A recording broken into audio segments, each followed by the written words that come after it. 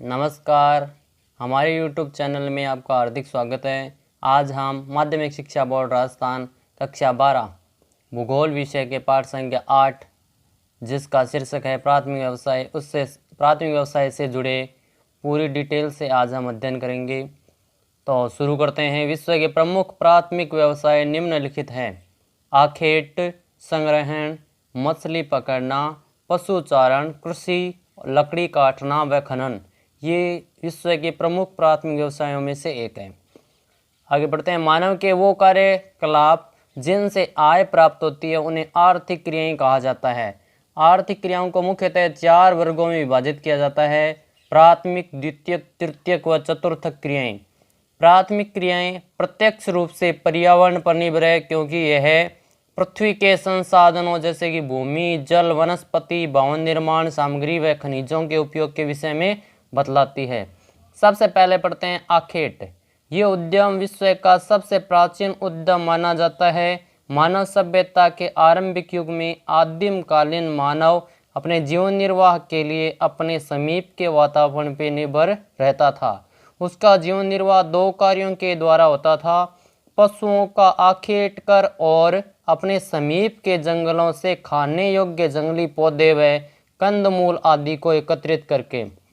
आदिमकालीन समाज जंगली पशुओं पर निर्भर था। अति शीत एवं अत्यधिक गर्म प्रदेशों में रहने वाले लोग आखेट के द्वारा जीवन यापन करते थे। तकनीकी विकास के कारण यद्यपि मत्स्य ग्रहण आधुनिकीकरण से युक्त हो गया है, प्राचीन काल के आखेटक पत्थर या लकड़ी के बने औजार एवं तीर इत्यादि का प्रयोग करते थे। भोजन संग्रह व आखेट प्राचीनतम ज्ञात आर्थिक क्रियाएं हैं। भोजन संग्रह विश्व के 2 भागों में किया जाता है: उच्च अक्षांश के क्षेत्र जिनमें उत्तरी कनाडा, उत्तरी यूरेशिया व दक्षिणी चिली आदि आते हैं। दूसरा क्षेत्र पढ़ते हैं निम्न अक्षांश के क्षेत्र, जिसमें अमेजन बेसिन, उष्णकटिबंधीय अफ्रीका, ऑस्ट्रेलिया व दक्षिण पूर्वी एशिया का आंतरिक प्रदेश आदि आते हैं। आधुनिक समय में भोजन संग्रह के कार्य के कुछ भागों में व्यापारीकरण भी होने लग गया है। संग्रहण: मानव अपनी रोटी, कपड़ा और मकान तथा अन्य आवश्यकताओं के लिए विभिन्न प्रकार की वस्तुओं का संग्रह करता आया है। इस व्यवसाय में संलग्न लोग जंगलों से फल, कंदमूल, नट, बेरी, जड़ों, पत्तों आदि का संग्रह करते हैं। ये लोग कृषि नहीं करते तथा पशुओं को भी पालतू नहीं बनाते हैं। संग्रहण व्यवसाय के प्रमुख क्षेत्र निम्नलिखित हैं: मलाया प्रायद्वीप में सेमांग व सकाई जनजाति के द्वारा, अमेजन बेसिन में वोरो जनजाति के द्वारा, कालाहारी क्षेत्र में बुशमैन जनजाति के द्वारा व पर्वतीय क्षेत्रों में दक्षिण पूर्वी एशिया के आंतरिक भागों में भी भोजन संग्रहण का कार्य वो किया जाता है। छाल का उपयोग कुनेन, चमड़ा तैयार करने व कोर्क के लिए, पत्तियों का उपयोग पेय पदार्थ, दवाइयाँ व कांतिवर्धक वस्तुएं बनाने के लिए, दृढ़ फल को भोजन एवं तेल के लिए व पेड़ के तने का उपयोग रबड़, बलाटा, गोंद व राल बनाने के लिए भी करते हैं। अगला पढ़ते हैं मछली पकड़ना। इस व्यवसाय में प्राकृतिक रूप से उपलब्ध मछलियों को पकड़ते हैं तथा अपना जीवन निर्वाह करते हैं। मछलियों को भोजन के अलावा तेल व चमड़ा प्राप्त करने के लिए भी प्राप्त किया जाता है। दुधारू पशुओं को भी मछलियों को खिलाया जाता है। खाद बनाने आदि विभिन्न कार्यों में भी इसको सम्मिलित किया जाता है। मछलियां ताजे पानी के स्रोतों तथा खुले व तटवर्ती समुद्रों में पकड़ी जाती है। समुद्रों में शीतोष्ण कटिबंधीय क्षेत्रों में ठंडी व गर्म जल धाराओं के मिलन स्थलों पर अत्यधिक मात्रा में मत्स्य पालन किया जाता है। विश्व में मछली पकड़ने के प्रमुख क्षेत्र निम्नलिखित हैं: उत्तरी प्रशांत महासागरीय तटवर्तीय क्षेत्र, उत्तरी अंटार्कटिक तटीय अमेरिकन क्षेत्र, उत्तरी पश्चिमी यूरोपियन क्षेत्र व जापान सागर का जो क्षेत्र है उसमें बहुत बड़ी मात्रा में मछली पकड़ने का कार्य किया जाता है। पशुचारण: उष्णकटिबंधीय घास के मैदान ये 5 से 30 डिग्री अक्षांशों के बीच में फैले हैं, जहाँ वर्षा का औसत 100 सेंटीमीटर से कम है। घास की ऊंचाई 1.8 से 3 मीटर के बीच होती है। इन घास के मैदानों को सूडान में सवाना, वेनेजुएला में लानोस, ब्राजील में कंपाज व दक्षिण अफ्रीका में पार्कलैंड के नाम से जाना जाता है। शीतोष्ण कटिबंधीय घास के मैदान ये 30 से 45 डिग्री अक्षांशों के बीच फैले हैं, जहां वर्षा का औसत 50 सेंटीमीटर है। इन घास के मैदानों को रूस में स्टेपीज, यूएसए में पंपाज, ऑस्ट्रेलिया में डाउन्स के नाम से जाना जाता है। चलवासी पशुचारण। चलवासी पशुचारण एक प्राचीन जीवन निर्वाह व्यवसाय रहा है। ये एक स्थान से दूसरे स्थान पर स्थानांतरित होते रहते हैं। उष्णकटिबंधीय अफ्रीका में गाय बैल प्रमुख हैं, जबकि सहारा व एशिया के मरुस्थलों में भेड़, बकरी व ऊंट मुख्य रूप से पाले जाते थे। तिब्बत व एंडीज के पर्वतीय क्षेत्रों में याक व लामा व आर्कटिक व उप उत्तरी ध्रुवीय क्षेत्रों में रेंडियर पाला जाता है। चलवासी पशुचारण के 3 प्रमुख क्षेत्र हैं। इसका प्रमुख क्षेत्र उत्तरी अफ्रीका के अंटार्कटिक तट से अरब प्रायद्वीप होता हुआ मंगोलिया व मध्य चीन तक फैला हुआ है। दूसरा क्षेत्र यूरोप व एशिया के टुंड्रा प्रदेश में, जबकि तीसरा क्षेत्र दक्षिणी गोलार्ध में दक्षिण पश्चिमी अफ्रीका व मेडागास्कर के द्वीप पर है। भारत में हिमालय के पर्वतीय क्षेत्रों में गुजर, बकरवाल, गधी, भूटिया आदि लोगों के समूह ग्रीष्म काल में मैदानी क्षेत्रों से पर्वतीय क्षेत्रों में चले जाते हैं एवं शीतकाल में पर्वतीय क्षेत्रों से मैदानी क्षेत्रों में आ जाते हैं। वाणिज्यिक पशुचारण। चलवासी पशुचारण की अपेक्षा वाणिज्यिक पशुपालन अधिक व्यवस्थित व पूंजी प्रधान है। वाणिज्य पशुधन पालन पश्चिमी संस्कृति से प्रभावित है। ये एक विशिष्ट गतिविधि है जिसमें केवल एक ही प्रकार के पशु पाले जाते हैं। विश्व में न्यूजीलैंड, ऑस्ट्रेलिया, अर्जेंटाइन, यूरुग्वे व संयुक्त राज्य अमेरिका, स्वीडन, हॉलैंड में वाणिज्यिक पशुपालन का कार्य किया जाता है। व्यापारिक पशुपालन मुख्यतः शीतोष्ण घास के मैदानों में किया जाता है। डेनमार्क व न्यूजीलैंड दूध के लिए, ऑस्ट्रेलिया दूध व ऊन के लिए, संयुक्त राज्य अमेरिका मांस व दूध उत्पादन के लिए विशेष पहचान रखते हैं। अगला टॉपिक पढ़ते हैं कृषि। प्राथमिक स्तर की आर्थिक क्रिया में कृषि का महत्वपूर्ण स्थान है। यह सबसे अधिक प्रचलित व्यवसाय है। विश्व में भोजन के प्रमुख स्रोत कृषि के द्वारा भोजन की लगभग 71% आवश्यकताएं पूरी होती है। विकासशील देशों में कृषि मुख्य व्यवसाय के रूप में जुड़ा हुआ है। स्थानांतरित कृषि, यह कृषि का सबसे प्राचीन रूप है। स्थानांतरित कृषि को कर्तन या दहन कृषि भी कहते हैं। इसमें झूम का चक्र आग लगाकर कृषि क्षेत्र तैयार करना होता है। उष्णकटिबंधीय क्षेत्रों में इसे अलग अलग नामों से जाना जाता है। भारत के उत्तर पूर्वी राज्यों में इसे जोमिंग, मध्य अमेरिका व मेक्सिको में इसे मिल्पा, मलेशिया व इंडोनेशिया में इसे लद्दांग, वियतनाम में इसे रे और श्रीलंका में इसे चेना के नाम से जाना जाता है। अब पढ़ते हैं इसकी विशेषताएं। इससे बोए गए खेतों का आकार बहुत छोटा होता है। इसमें पुराने औजार जैसे कि लकड़ी, कुदाली, फावड़े आदि से कृषि का कार्य किया जाता है। 2-3 वर्षों में भूमि की उर्वरकता समाप्त होने पर अन्यत्र नए सिरे से खेत तैयार कर खेती की जाती है। ये कृषि अमेजन नदी बेसिन, कांगो नदी बेसिन व पूर्वी द्वीप समूह में की जाती है मुख्य रूप से। दूसरा प्रकार पढ़ते हैं आदिम स्थायी कृषि। कृषि का इस प्रकार की कृषि में कृषि क्षेत्र में रहने वाले स्थानीय उत्पादों का संपूर्ण अथवा लगभग का उपयोग करते हैं। इसको 2 भागों में वर्गीकृत किया जा सकता है। विशेषताएं पढ़ते हैं। सबसे पहले इसकी भूमि को साफ करके मिट्टी की जुताई ढंग से की जाती है। कृषि के साथ पशुपालन भी किया जाता है। इस कृषि का विस्तार उत्तर पूर्वी भारत, मलेशिया, इंडोनेशिया, मध्य एंडीज के देशों में मिलता है। पशुओं का उपयोग खेतों की जुताई व परिवहन में किया जाता है। जीवन निर्वहन कृषि, यदि मनुष्य की भोजन की आवश्यकताओं के साथ साथ अन्य आवश्यकताओं की पूर्ति करने लगे तो यह कृषि जीवन निर्वहन कृषि कहलाती है। विशेषताएं, कृषि भूमि पर जनसंख्या के दबाव के कारण भूमि का गहनतम उपयोग होता है। कृषि की गहनता इतनी है कि वर्ष में 2 या 3 फसलें ली जाती है। इस प्रकार की कृषि मानसून एशिया के घने बसे देशों में की जाती है। जीवन निर्वहन कृषि के मुख्य रूप से 2 प्रकार होते हैं। पहला चावल प्रधान निर्वहन कृषि और दूसरा गेहूं प्रधान निर्वहन कृषि। सबसे पहले चावल प्रधान निर्वहन कृषि पढ़ते हैं। इसमें चावल प्रमुख फसल होती है। इस कृषि में प्रति इकाई उत्पादन अधिक होता है परंतु प्रति कृषक उत्पादन कम होता है। भूमि का गहन उपयोग होता है। इसका विस्तार Bharat, Myanmar, Bangladesh, Indonesia, Cambodia, Thailand, दक्षिण एवं मध्य चीन में मिलता है। इन क्षेत्रों में 100 सेंटीमीटर से अधिक वर्षा होती है। दूसरा प्रकार पढ़ते हैं गेहूं प्रधान निर्वहन कृषि। इस क्षेत्रों में वर्षा 100 सेंटीमीटर से कम होती है।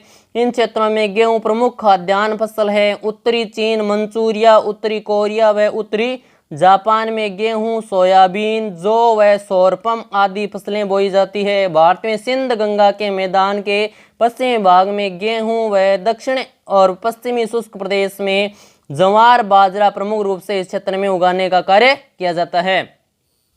विस्तृत वाणिज्यिक अनाज कृषि। इस प्रकार की कृषि विकासशील देशों में जहां भूमि अधिक व जनसंख्या कम है उसमें की जाती है। इसकी प्रमुख विशेषताएं निम्न है। इस प्रकार की कृषि विस्तृत भूजोतों पर की जाती है। इनका क्षेत्रफल प्राय 240 से 1600 हेक्टेयर तक होता है। इस प्रकार की कृषि की मुख्य फसलें गेहूं है, जौ, जई, राई, तिलहन आदि फसलें भी बोई जाती है। मानवीय श्रम का उपयोग न्यूनतम होता है। प्रति हेक्टेयर उपज कम व प्रति व्यक्ति उपज अधिक होती है। यह कृषि यंत्रीकृत व उच्च तकनीक पर आधारित होती है। अगली कृषि है बागाती कृषि। इस प्रकार की कृषि वाणिज्यिक का विकास उष्णकटिबंधीय क्षेत्रों में उपनिवेश काल में यूरोपियन लोगों के द्वारा किया गया है। ब्रिटेन वासियों ने भारत व श्रीलंका में चाय के बागान, मलेशिया में रबड़ के बागान, पश्चिमी द्वीप समूह में गन्ना व केलों के बागान विकसित किए हैं। फ्रांस वासियों ने पश्चिमी अफ्रीका में कॉफी व कोकोआ का रोपण किया है। अमेरिका वासियों ने फिलीपाइंस में नारियल व गन्ने के बागान भी लगाए थे। ये बागान है वो फेजेंडा के नाम से जाने जाते हैं। विशेषताएं पढ़ते हैं अब इसकी। इसमें भारी पूंजी निवेश होता है। उच्च प्रबंधन में तकनीकी आधार व वैज्ञानिक विधियों का प्रयोग मुख्य रूप से किया जाता है। इसमें बहुत बड़ी मात्रा में श्रमिकों की आवश्यकता होती है। ये एक फसली कृषि है। इलायची, काली मिर्च, गन्ना, रबड़, चाय, कहवा, नारियल, केला आदि प्रमुख बागाती फसलें होती है। मिश्रित कृषि पढ़ते हैं अब। इस प्रकार की कृषि विश्व के अत्यधिक विकसित भागों में की जाती है। उदाहरण के लिए उत्तर पश्चिमी यूरोप, उत्तरी अमेरिका का पूर्वी भाग, यूरेशिया के कुछ भाग व दक्षिणी महाद्वीपों के समशीतोष्ण अक्षांश वाले भागों में इसका विस्तार है। प्रमुख फसलों में गेहूं, जौ, राई, जई, मक्का, चारे की फसल व कंद मूल आदि आते हैं। इस कृषि की प्रमुख विशेषताएं निम्नलिखित होती है। फसल उत्पादन एवं पशुपालन दोनों को इसमें समान महत्व दिया जाता है। इस कृषि में खेतों का आकार मध्यम होता है। कुशल व योग्य कृषक इस प्रकार की खेती को करते हैं। यह कृषि महानगरों के समीप की जाती है। फसलों के साथ पशुओं जैसे कि भेड़, बकरी, सुअर, मवेशी, मुर्गी आदि का पालन किया जाता है। दुग्ध कृषि। इसमें दूध देने वाले पशुओं के प्रजनन, पशुचारण व नस्ल सुधारने पर विशेष ध्यान दिया जाता है। इसमें पशुओं की देखभाल वैज्ञानिक तरीके से की जाती है। डेयरी कृषि में इसमें गहन श्रम की आवश्यकता होती है। वाणिज्यिक डेयरी कृषि के 3 प्रमुख क्षेत्र हैं। सबसे बड़ा प्रदेश है उत्तर पश्चिमी यूरोप का क्षेत्र, दूसरा कनाडा व तीसरा क्षेत्र न्यूजीलैंड, दक्षिण पूर्वी ऑस्ट्रेलिया व तस्मानिया के क्षेत्र हैं, जहां पे बहुत बड़ी मात्रा में दुग्ध कृषि का कार्य किया जाता है। ट्रक कृषि एक विशिष्ट प्रकार की कृषि है जिसमें साग सब्जियों की कृषि की जाती है। बाजार से कृषि क्षेत्र की दूरी इस बात पर निर्भर करती है कि ट्रक के द्वारा रात भर चलने में कितनी दूरी तय होती है, इसलिए इस कृषि का नाम ट्रक कृषि रखा गया है। सर्वप्रथम इस प्रकार की कृषि का शुभारंभ संयुक्त राज्य अमेरिका में हुआ। फलोदान कृषि यह भी कृषि का विशिष्ट प्रकार है जिसमें ट्रक फार्मिंग की तरह साग सब्जियों की जगह फल व फूलों की कृषि की जाती है। उष्ण कटिबंधीय क्षेत्रों में केला, आम, नारियल, शीतोष्ण कटिबंधीय क्षेत्रों में सेब, नाशपाती व भूमध्य सागरीय क्षेत्रों में नींबू, नारंगी, संतरा, अंगूर आदि प्रमुख फल है। नीदरलैंड पुष्प उत्पादन में विशिष्टीकरण रखता है। यहाँ की बागवानी फसल विशेषता है टूलिप, एक विशेष प्रकार का फूल जो पूरे यूरोप के प्रमुख शहरों में भेजा जाता है। अंगूर की कृषि भूमध्य सागरीय क्षेत्रों में की जाती है। सामुदायिक कृषि कृषि का यह प्रकार पूर्व सोवियत संघ में प्रारंभ हुआ। इस प्रकार की सामुदायिक कृषि को सोवियत संघ में काल खोज के नाम से जाना जाता है। लकड़ी काटना यह भी मानव का एक प्रमुख व्यवसाय है। कागज व फर्नीचर उद्योग प्राथमिक व्यवसाय पर आधारित उद्योग है। लकड़ी काटने का व्यवसाय उष्ण कटिबंधीय वनों के प्रमुख वृक्ष साल, सांगोन, महोगनी, चंदन, रोजवुड आदि हैं। शीतोष्ण कटिबंधीय कोणधारी वनों में लकड़ी काटने का कार्य व्यापारिक रूप से किया जाता है। इन वनों में एक ही प्रकार के वृक्षों की अधिकता होती है और इनकी लकड़ी मुलायम होती है और लकड़ी काटने की कार्य है वो लट्ठे बनाने का कार्य मशीनों के द्वारा किया जाता है। इनकी लकड़ी मुलायम कागज, लुगदी, पैकिंग आदि का सामान बनाने में काम आती है। व्यापारिक स्तर पर लकड़ी काटने का कार्य कनाडा, नॉर्वे, फिनलैंड व संयुक्त राज्य अमेरिका जैसे क्षेत्रों में मुख्य रूप से किया जाता है। खनन कार्य का अर्थ है खनिजों को भूगर्भ से बाहर निकालना होता है। खनिज प्राकृतिक रासायनिक तत्व या यौगिक होते हैं। ये किसी भी देश की प्राकृतिक संपदा होते हैं। उनमें लौह धातु सबसे उपयोगी होता है। कोयला व पेट्रोलियम शक्ति का आधार स्तंभ है।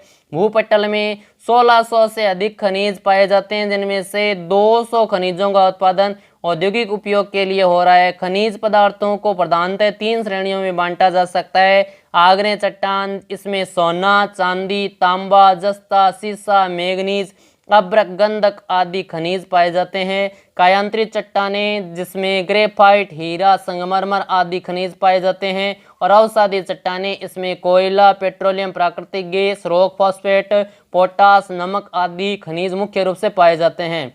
अब पढ़ते हैं खनन के प्रकार या विधियां। धरातलीय या भूमिगत खनन। धरातलीय खनन को विवर्त खनन कभी कहा जाता है। ये खनिजों के खनन का सबसे सस्ता तरीका है। जब अयस्क धरातल के नीचे गहराई में होता है तब भूमिगत अथवा कूप की खनन विधि का प्रयोग किया जाता है। बर्मा विशेष प्रकार की लिफ्ट, बेंदक या माल ढोने की गाड़ियां व वायु संचार प्रणाली की आवश्यकता होती है। अफ्रीका के कई देश, दक्षिण अमेरिका के कुछ देश व एशिया में आय के साधनों का 50% तक खनन कार्य से ही प्राप्त होता है। अब विश्व के प्रमुख देशों का खनिज उत्पादन पढ़ते हैं कि वो विश्व खनिज उत्पादन में कितना अपना योगदान प्रदान करते हैं। यूएसए का कुल उत्पादन है वो विश्व के उत्पादन का 34.10%, रूस का 10.50%, England 10.50%, Germany 5.22%, Venezuela 5%, Canada 2.93%, France है 2.61%, कुवैत 2.31%, संयुक्त अरब अमीरात 2.27%, पोलैंड 2.06% और भारत 1.03% व अन्य देश मिलकर 22.43% उत्पादन करते हैं। और इस प्रकार से विश्व के सभी देशों का खनिज उत्पादन है वो 100% होता है। धन्यवाद। जय हिंद, जय भारत।